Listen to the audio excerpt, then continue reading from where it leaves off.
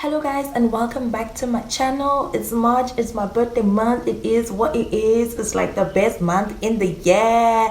Ask your grandmama, she will tell you that.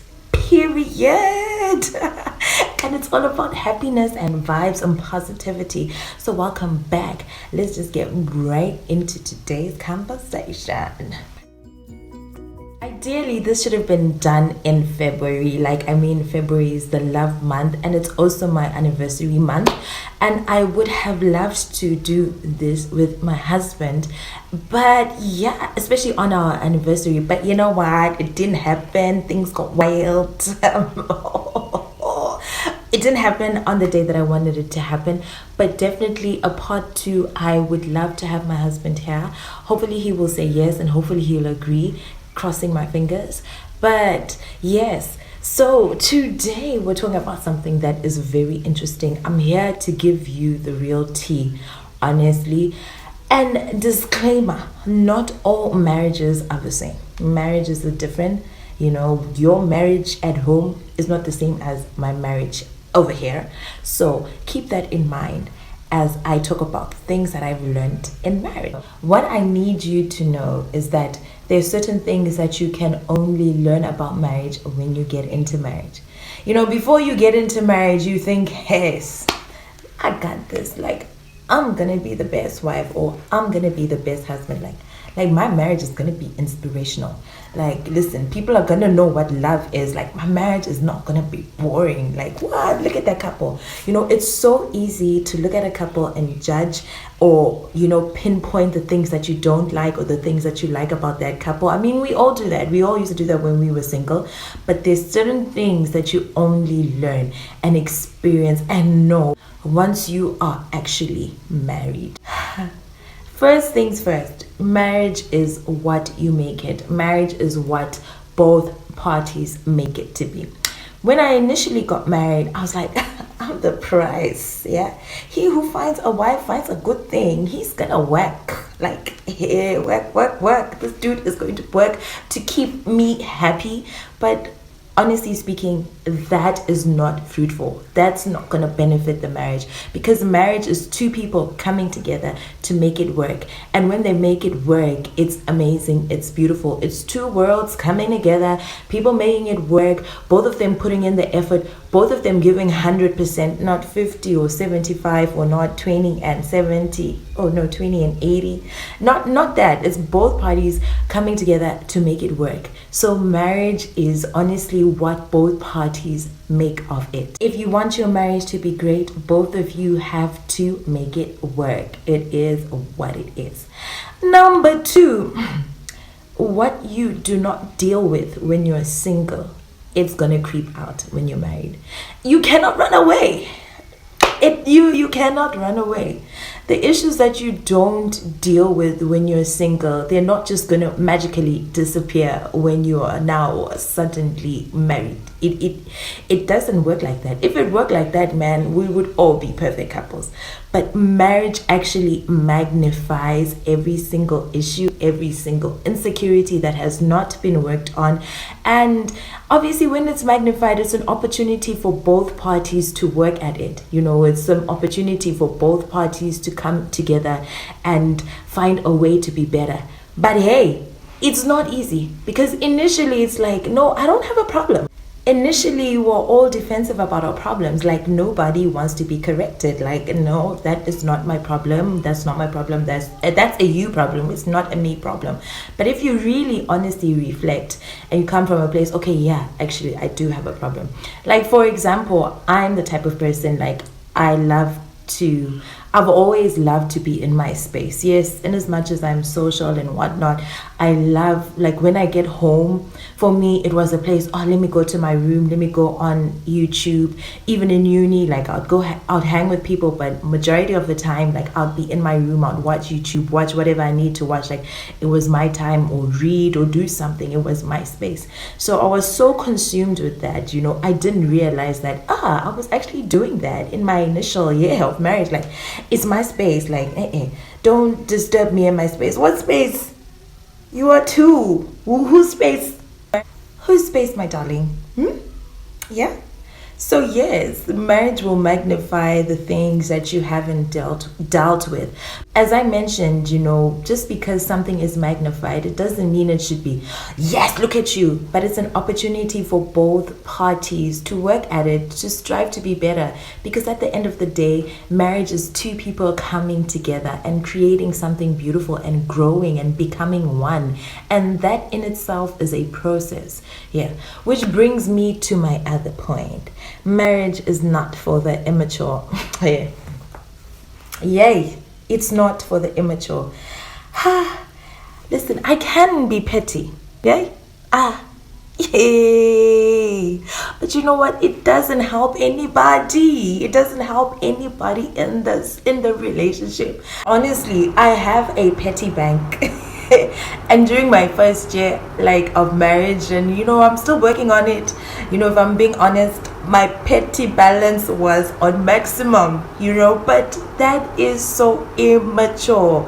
Marriage requires immaturity. Marriage requires maturity. It requires both parties to be so mature. It's not a game, it's real life. It's real stuff. So it really does require maturity, and also the ability to know when you are being immature. You have to be honest and say, okay, here I'm being petty, here I'm being immature. But sometimes that time when you're petty and you're like, hey, I have to continue with this pettiness because I don't want to change my stance, but it doesn't help anyone. So it's really important to be mature, which brings me to my other point. It's so important to admit when you're wrong and to genuinely ask for forgiveness. There's okay, you know what, I'm sorry, I was wrong then. Okay, yeah, I'm sorry, fine. It is what it is, sorry. In marriage, you have to be mature enough to know when you're wrong and to ask for forgiveness.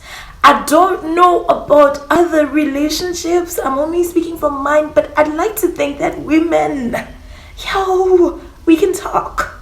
A woman, this mouth, a woman can talk, and we can talk and talk and talk, and sometimes we talk to the point where we can be disrespectful. I'm not saying everyone, please, I'm not saying everyone, don't get me wrong, but sometimes there's that tendency to talk and come across or be disrespectful, especially if we don't get things, if things don't turn out our way, or just in general, which is why it's so important to honestly apologize, and admit that you are wrong, and this is leading me to another point.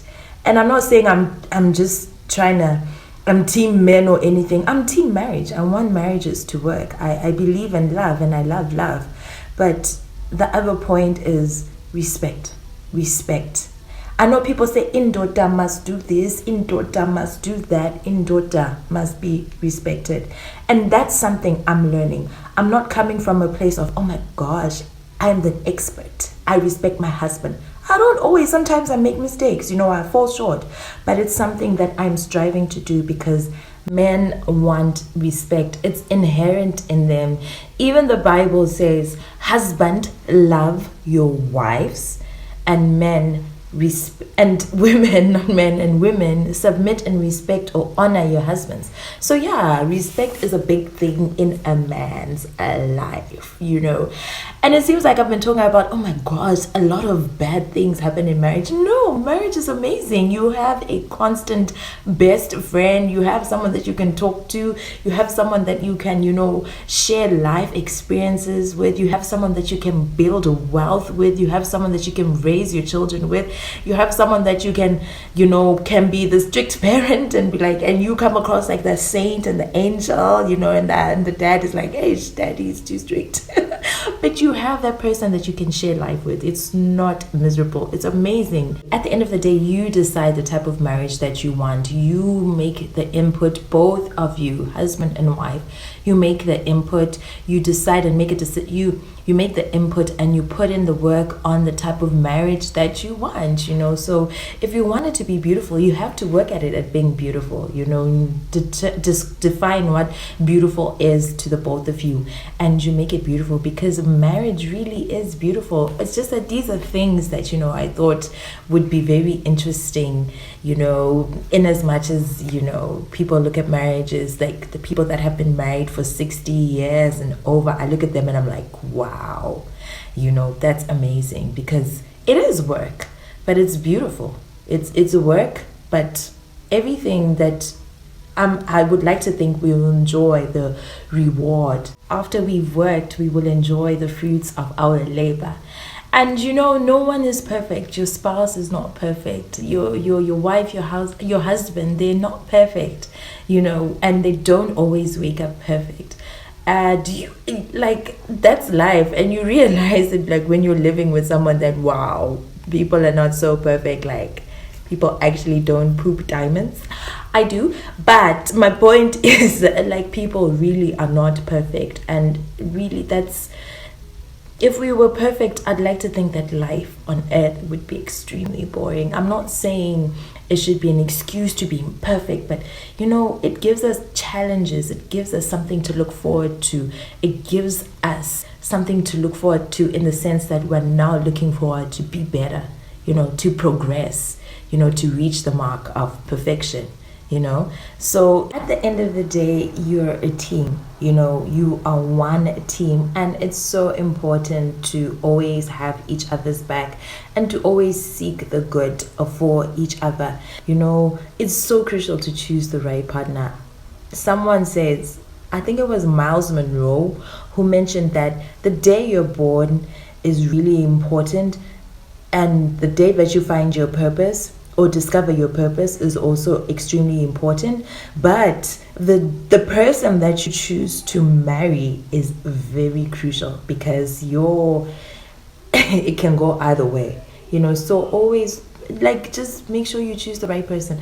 Both parties honestly need to make it work. Both parties need to be willing to put in the work. I think I've mentioned that, when both parties put in the work and build the type of marriage that they want, because it's not just one person doing the work, it's both parties doing the work, it becomes beautiful. I think I'm gonna do a part 2, because there's some things that I want to say, but I really want my husband there, to give his comments and to see his expressions, because I don't want to be like, oh my gosh, I'm a good wife, and he's like, since when? No, I'm joking. So I'm gonna do a part 2. Hopefully my husband will join, praying that he joins. So thank you so much for tuning in. Till next time.